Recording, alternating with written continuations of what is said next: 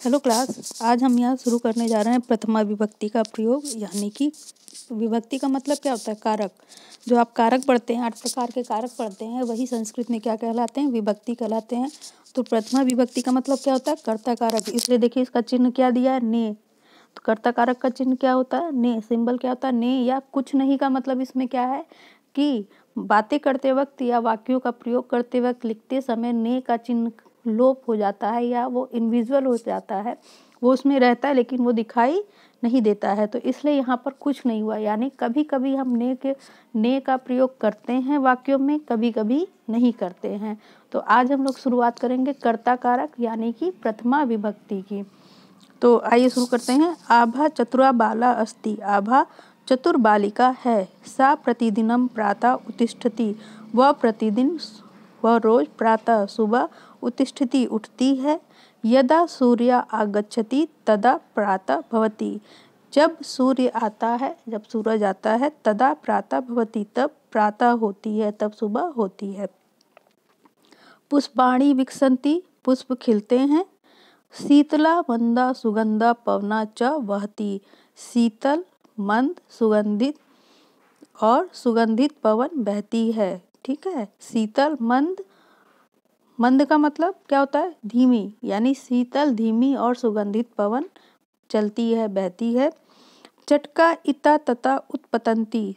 चिड़िया यानी बहुत सारी चिड़िया इता तथा इधर उधर उत्पतंती उड़ती हैं। छात्रा पठंती। कई लड़कियां, कई छात्राएं पढ़ती हैं। तापसा यजंती। तपस्वी यज्ञ करते हैं। अम्बा पचती। अम्बा भोजन पकाती हैं। अजो चरता। बकरियां चरती हैं, 2 बकरियां। अजो चरती मतलब 2 बकरियां चरती हैं। सुको वदता। 2 तोते बोलते हैं। प्रातः काला सुरम्या भवती। प्रातः काल सुंदर होती है, मनोहर होती है। भ्रमरा च गुज्जंती। और भ्रमर भौरे भी गुंजायमान होते हैं, गुंजन करते हैं, आवाज करते हैं। खगा कुजंती। पक्षी बोलते हैं। प्रातः काला भ्रमण योग्य भवती। प्रातः काल भ्रमण करने के योग्य होता है, घूमने के योग्य होता है। जना प्रसन्ना भवन्ति। लोग प्रसन्न होते हैं।